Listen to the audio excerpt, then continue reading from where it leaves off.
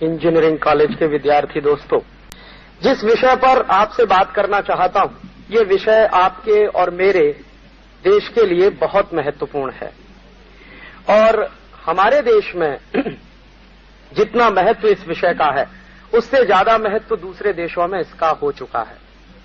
मैं आपको एक जानकारी देना चाहता हूं कि दुनिया में जो सेंट्रल यूरोप के देश हैं, मध्य यूरोप जिसको कहते हैं, जैसे फ्रांस है, जर्मनी है, वगैरह वगैरह, और उसके साथ साथ हमारा एशिया का देश जापान भी है, इन सब देशों में कुछ समानताएं हैं।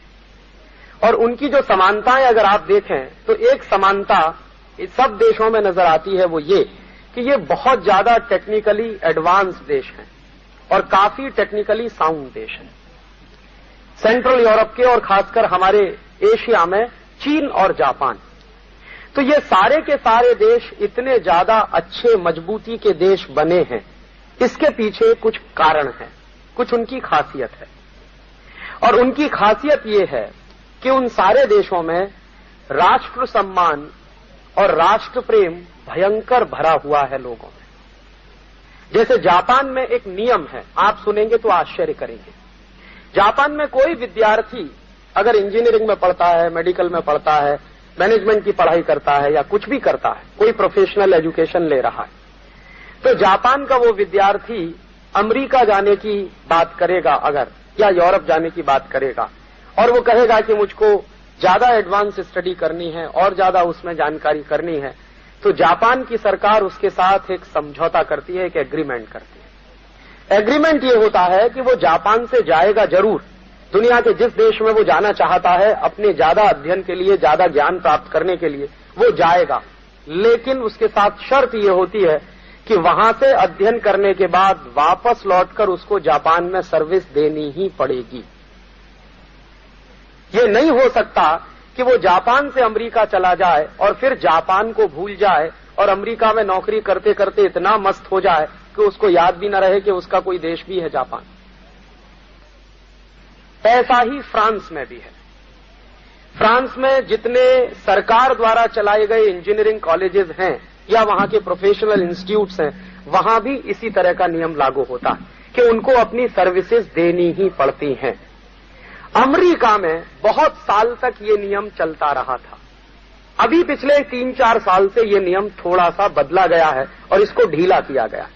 अन्यथा अमेरिका में तो ये नियम वहां तक चलता रहा था कि टेक्नोलॉजी में काम करने वाला कोई विद्यार्थी अमेरिका छोड़कर अगर दूसरे देश में जाना चाहता है तो उसको अमेरिका की आर्मी में सर्विस देनी ही पड़ेगी, और वो अमेरिकन आर्मी में अगर सर्विस नहीं करेगा तो उसको बाहर जाने की व्यवस्था अमेरिकन सरकार नहीं करने वाली है। और सेंट्रल यूरोप में तो 1980 और 1985 तक ये नियम चलता रहा कि सेंट्रल यूरोप का कोई भी विद्यार्थी यूरोप छोड़कर किसी दूसरे देश में जाकर अध्ययन करने की कोशिश करना चाहता है या अपनी कमाई के लिए जाना चाहता है, जीविका चलाने के लिए जाना चाहता है, तो उसको अपने देश की नेशनल सर्विस देनी ही पड़ेगी।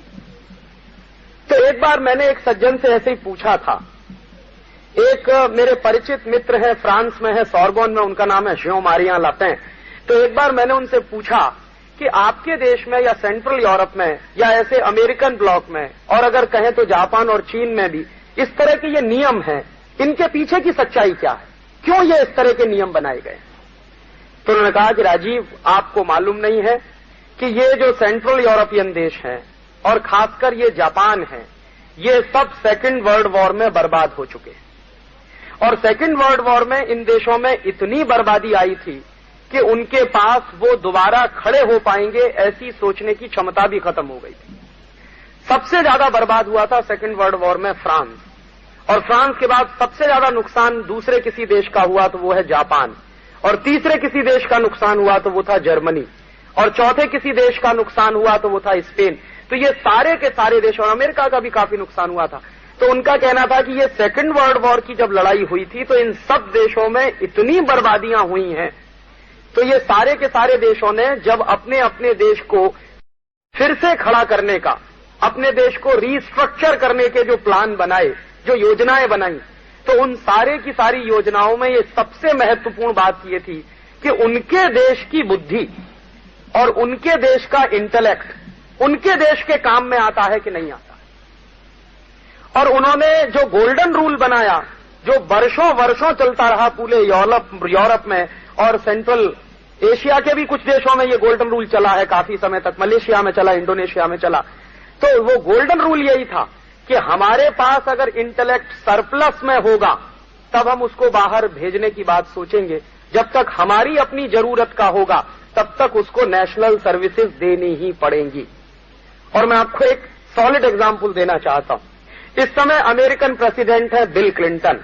ये अपने स्टूडेंट लाइफ में मैनेजमेंट के स्टूडेंट रहे और मैनेजमेंट के स्टूडेंट रहने के साथ साथ बिल क्लिंटन जिस समय पढ़ते थे तो इनके मन में बहुत बड़ा सपना रहा कि ये फ्रांस में जाएं, जर्मनी में जाएं और वहां पर कुछ ज्यादा पढ़कर या वहां कुछ ज्यादा कमाई करें। तो इन्होंने कोशिश की, तो इनको उसी शर्त का पालन करना पड़ा था। और आपको जानकारी है, शायद आपने पढ़े भी होंगे कुछ उस समय के जानकारियों वाले न्यूज पेपर्स में या मैगजीन्स में कि जिस समय बिल क्लिंटन की पढ़ाई चलती थी उस समय वियतनाम युद्ध चल रहा था और अमेरिका जो है वियतनाम में मार खा रहा था। तो बिल क्लिंटन को आदेश आया था कि अगर आपको जाना है बाहर कमाई करने के लिए तो आपको पहले अपने नेशनल आर्मी को सर्व करना पड़ेगा। और बिल क्लिंटन ने इच्छा ना होते हुए भी अमेरिकन आर्मी में जॉब की और अमेरिकन आर्मी में जॉब करने के बाद ही जब उनको लगा, उनके देश के लोगों को लगा होगा कि उनको जितनी जरूरत थी सर्विसेज की उतनी सर्विस मिली, उसके बाद ही बिल क्लिंटन को बाहर जाने का मौका मिला था। ये बिल क्लिंटन कई बार कह चुके हैं और कई बार पिछले करीब 2 साल पहले बिल क्लिंटन के सामने एक बड़ी प्रॉब्लम आई थी। वहां की यूनिवर्सिटीज में, यूनिवर्सिटी ऑफ इलिनॉय में कुछ स्टूडेंट्स ने स्ट्राइक की थी, उनके साथ उनके प्रोफेसर्स भी शामिल थे। तो स्ट्राइक का जो इशू था वो यही था कि इलिनॉय के स्टूडेंट्स चाहते थे कि वो वहां से निकलें और दूसरे देशों में जाने का उनको मौका मिले। तो बिल क्लिंटन ने उनको यही कहकर शांत कराया था कि पहले आपको नेशनल सर्विसेज देनी ही पड़ेंगी, उसके बाद कहीं आप बाहर जाने की बात सोच सकते हैं या उसका सपना देख सकते हैं। तो मैंने आपसे सबसे पहले कहा कि ये देश दिखने में जो टेक्नोलॉजी हम पढ़ते हैं या पढ़ाते हैं या सीखते हैं या सिखाते हैं, उस टेक्नोलॉजी के मामले में ये सेंट्रल यूरोपियन कंट्रीज बहुत सॉलिड माने जाते हैं और उनके साथ अमेरिका भी है, जापान भी है, चीन भी है। तो इन सबके इतने मजबूत होने के कारणों में सबसे बड़ा कारण है कि इन सभी देशों ने बहुत मजबूती के साथ ऐसे नियम बनाए ताकि उनके यहां से ब्रेन ड्रेन कम से कम हो पाए। लेकिन इसका उल्टा एक दूसरा काम और किया इन लोगों ने, इसका उल्टा एक दूसरा काम और किया जो शायद ही कोई कहेगा और मैं उसको पूरी ईमानदारी और निर्भीकता से कहना चाहता हूं। अमेरिका ने अपने देश के ब्रेन ड्रेन को रोकने के लिए, यूरोप के देशों ने अपने ब्रेन को रोकने के लिए तमाम नियम बनाए, लेकिन उसके उल्टी तरफ दुनिया के थर्ड वर्ल्ड कंट्रीज में जो बेस्ट ब्रेन उनको मिल सके वो सस्ते दामों पर खरीद लो, उसके लिए उन्होंने दूसरे नियम भी बनाए। हमारे देश का क्रीम उनको सस्ते दाम पर मिल सके, इसी के लिए हिंदुस्तान में आईआईटीज बनाने की योजना चली थी। और मैं पूरी निर्भीकता और ईमानदारी से ये कहता हूं, ये कहने की हिम्मत बहुत कम लोगों में है जो आईआईटी से निकल कर आते। ये जो आईआईटीज खड़े हुए हैं हमारे देश में 5 और 6, 6वां बनारस में, ये सब के सब आईआईटीज खड़े हुए हैं। अमेरिका की एक योजना थी जो भारत में लागू हुई थी, उसमें जो एड आई थी, जो मदद आई थी, उसके आधार पर ये खड़े हुए हैं।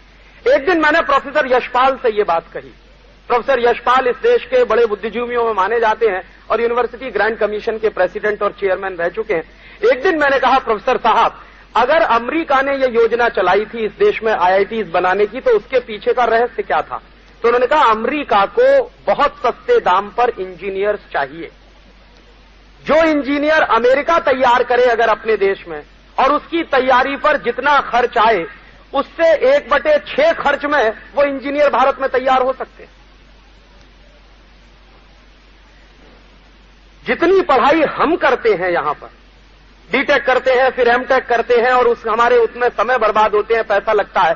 तो अगर हम हमारे समय का कैलकुलेशन करें और उसके साथ साथ अपने नेशनल रिसोर्सेज का कैलकुलेशन करें, तो अमेरिका का ये मानना है, और प्रोफेसर यशपाल ने एक दिन मुझसे कहा कि अगर यही इंजीनियर जो तुम्हारे आईआईटी में तैयार होता है या देश के आईआईटी में तैयार होता है, ये अमेरिका की किसी आईआईटी में तैयार हो तो 6 गुना खर्च आता। तो बहुत कम खर्चे पर इस देश में इंजीनियर तैयार हो सकता है। और वो इंजीनियर, उसका माइंड सेट पहले से ऐसा फिक्स कर दो कि तैयार होने के बाद वो देखना शुरू करे अमेरिका की तरफ, यूरोप की तरफ। तो एक दिन प्रोफेसर यशपाल से मैंने ये कहा था, मैंने कहा यशपाल साहब एक बात और मुझको बताइए कि फिर तो इसका मतलब यह है कि मुझे डाउट होने लगा है कि जो सिलेबस में पढ़कर आया हूं वो सिलेबस मुझे पढ़ाया क्यों गया, मेरे देश की जरूरत के काम में आने वाला है क्या ये सिलेबस? तो उन्होंने कहा कि शायद नहीं। ये उनका कहना है, क्योंकि वो कमेटी के चेयरमैन रहे जिसने सिलेबस बनाया 2 बार। तो उनका कहना है कि जो सिलेबस तुमको पढ़ाया गया है उसमें से अगर तुम कभी एप्लीकेशन करने की कोशिश करोगे तो शायद 10 या 20% देश के काम आ सकता है। 80% सिलेबस जो तुमको पढ़ाया गया है वो अमेरिका को ध्यान में रख के पढ़ाया गया, यूरोप को ध्यान में रख के पढ़ाया। तो मैंने कहा आपने तो पहले से ही व्यवस्था कर रखी है कि हम लोग मजबूरी में यहां से भागें।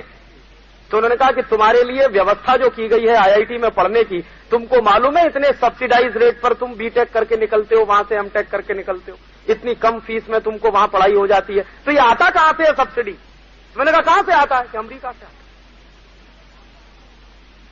तो अमेरिका से पैसा आ रहा है और अमेरिका के हिसाब का सिलेबस अगर हम पढ़ रहे हैं तो निश्चित रूप से हम उनके लिए तैयार हो रहे हैं।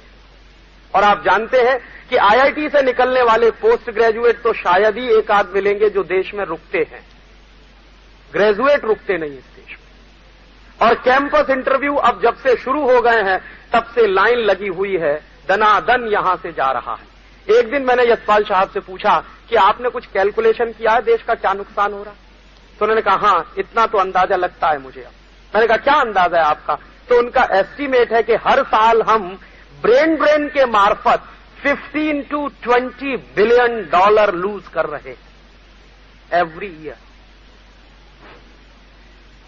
तो हर साल हम 15 से 20 अरब डॉलर का नुकसान करते हैं जब इस देश का इंजीनियर, इस देश का डॉक्टर, इस देश का प्रोफेशनल मैनेजमेंट का या इस देश का सॉफ्टवेयर का, कंप्यूटर का इंजीनियर देश के बाहर चला जाता है और अमेरिकन इकोनॉमी में खप जाता है। और दूसरी बात मुझे भी समझ में आई, जिन दिनों मैं यूरोप में घूमता था कुछ अमेरिकन ब्लॉक की खबरें भी अंदाजा लगना शुरू हुआ था और काफी मैगजीन्स में वहां की मंगाता रहता हूं ये जानने के लिए। हुआ यह है कि पिछले 15-20 साल में अमेरिकन इंटेलेक्ट में बहुत कमी आई है और उसके कई कारण हैं। उसका सबसे बड़ा कारण वहां के सोशल रिएक्शंस हैं। तो अमेरिकन इंटेलेक्ट बहुत कम हुआ है पिछले 15-20 साल और आपको आश्चर्य होगा कि पिछले 20 साल से अमेरिकन यूनिवर्सिटीज में जो टॉपर्स निकले हैं वो सब नॉन अमेरिकन, या तो वो एशियंस हैं या तो वो लैटिन अमेरिकन हैं। यूरोपियंस लोग भी नहीं है वहां के टॉपर की लिस्ट में।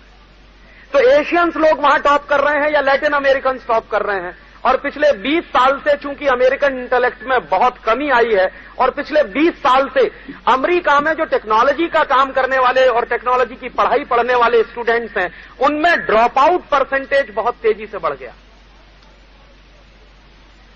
अमेरिका की यूनिवर्सिटी ऑफ इलिनॉय की एक मैगजीन, एक जर्नल मेरे पास आता है, त्रैमासिक है, ट्राई मंथली है, 3 महीने में एक बार आता है। उसमें एक स्टैटिस्टिक्स उन्होंने दिया है कि अमेरिकन यूनिवर्सिटीज में जो खासकर टेक्निकल स्टूडेंट्स हैं जो पढ़ाई कर रहे हैं, प्रोफेशनल बन रहे हैं, उनमें से 70% स्टूडेंट्स ड्रॉप आउट्स होते हैं। सिर्फ 30% स्टूडेंट हैं जो एडमिशन लेते हैं और अपनी आखिरी कक्षा पास करते हैं। माने फर्स्ट ईयर में लिया तो सेकंड ईयर में गए, सेकंड से थर्ड में गए, थर्ड से फोर्थ में गए। तो ऐसे सिर्फ 30% स्टूडेंट्स हैं जो एडमिशन लेने के बाद आखिरी समय में पास आउट होकर निकलते हैं। तो उनके यहां पिछले 15-20 साल में इंटेलेक्ट में भयंकर कमी आई है और उनके जो इंटेलेक्ट की कमी है उसको वो पूरा करने के लिए अपना दरवाजा खोल के बैठे हैं कि भारतीय लोग आ जाएं, चाइनीज लोग आ जाएं, जापानीज लोग आ जाएं या यूरोप के कहीं दूसरे हिस्से से आ जाएं। यूरोप के लोग तो ज्यादा जाते नहीं वहां पे, लैटिन अमेरिका के लोग आ जाएं। और वहां ये भी माना जाता है कि ये भारतीय लोग हैं जो यहां आकर बहुत सस्ते दाम पर काम करने को तैयार हो जाते हैं। उनका इंजीनियर जितनी तनख्वाह मांगेगा उससे 1/3 तनख्वाह में यहां का आदमी काम करने को तैयार हो जाता है, क्योंकि उसने डॉलर देखा नहीं कभी जीवन में।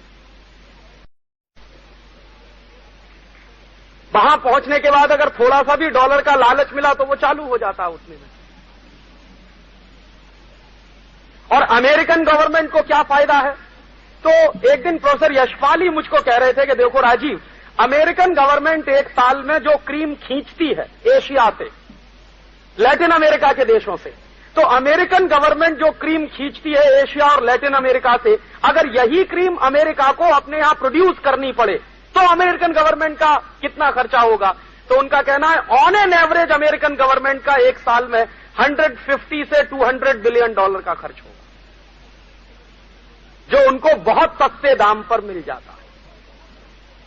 तो हम लोग हैं दोस्तों, पढ़ते यहां हैं, मेहनत यहां करते हैं, खाते यहां की हैं, और जो भी तकलीफ होते हैं वो यही है, और बजाते हैं फिर जाके अमेरिका की, बजाते हैं यूरोप। और आपको जानकर यह आश्चर्य होगा, कभी गर्व भी हो सकता है, लेकिन मुझे आश्चर्य होता है, मैसाचुसेट इंस्टीट्यूट जो है MIT, तो मैसाचुसेट इंस्टीट्यूट में 60% साइंटिस्ट एशियन है जो बेसिक रिसर्च के काम में लगे, 60%। और उसके बावजूद क्या होता है?